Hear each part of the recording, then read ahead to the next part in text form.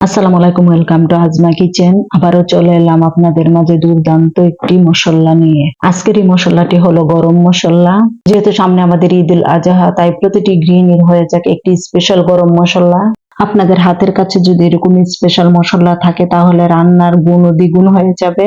তাই কি কি উপকরণ দিয়ে গরম মশলা তৈরি সবই থাকবে আজকের ভিডিওতে। প্রথমে আমরা নিয়ে নিব 2 টেবিল চামচ গোটা ধনিয়া, দিব 1 টেবিল চামচ সাধারণ জিরা, দিব 1 টেবিল চামচ ইরানি জিরা, যা সাধারণ জিরা থেকে একটু চিকন হয়। সাথে দিব শাহি জিরা 1 টেবিল চামচ, 6টি আস্ত শুকনো মরিচ, সাদা হৌরা 1 টেবিল চামচ, কালা হৌরা 1 টেবিল চামচ, সাদা গোলমরিচ হাফ টেবিল চামচ, কালো গোলমরিচ হাফ টেবিল চামচ, লবঙ্গ হাফ টেবিল চামচ, মৌরি 1 টেবিল চামচ, জিরা 1 টেবিল চামচ, যা আমরা বলে থাকি কাল্লা জিরা, জয়িত্রী 5 থেকে 6টি, কাবাব চিনি হাফ টেবিল চামচ, দিব স্টার মশলা 4টি, ভুষা ছেড়ে দিয়ে দিলাম জয়ফল 1টি, 1 টেবিল চামচ পোস্ত দানা, সাথে দিব আটমোড়া 2টি, 5 থেকে 6টি দারুচিনির টুকরা, 1 টেবিল চামচ সাদা এলাচ, দিব 1 টেবিল চামচ মেথি, সাথে দিব রাঁধুনি 1 টেবিল চামচ, আজওয়ান দেব হাফ টেবিল চামচ। সবগুলো উপকরণ দিয়ে আমরা তৈরি করব একটি স্পেশাল গরম মশলা। আপনারা চাইলে আপনাদের প্রয়োজন অনুযায়ী মশলার পরিমাণ কম বেশি করে নিতে পারেন। আমাদের এখানে তেজপাতা দেওয়া হয়নি, মশলা ভাজার সময় তেজপাতা ব্যবহার করব।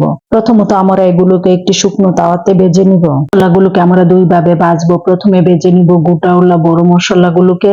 এই মশলাগুলো ভাজতে একটু সময় লাগবে, এগুলোর সাথে ছোট মশলাগুলো পুড়ে যাওয়ার সম্ভাবনা থাকবে, তাই আমরা আলাদা করে ভাজবো। ফাঁকে মশলাগুলো ভাজা হয়ে গেছে, এখন আমরা সবগুলো মশলা তুলে নিব। এখন আমরা একটি গরম প্যানের মধ্যে দিয়ে দেব বাকি মশলাগুলো। মশলাটা এতটাই স্পেশাল যে গরুর মাংসের ঝোল, গরুর মাংস বোনা, কালো বোনা, চিকেনের ঝোল, চিকেন বোনা, চিকেন বিরিয়ানি, আমিষ জাতীয় সবকিছুর মধ্যে মশলাটি ব্যবহার করতে পারেন অনায়াসে। মশলাগুলো ঠান্ডা হয়ে গেলে এগুলোকে আমরা ব্লেন্ড করে নিব। বাজারের মশলার চেয়ে ঘরোয়া ভাবে তৈরি মশলা আমাদের স্বাস্থ্যের জন্য অনেক ভালো। আশা করি ভিডিওটি আপনাদের ভালো লাগবে। আরো নিত্য নতুন ভিডিও দেখার জন্য সাথে থাকবেন।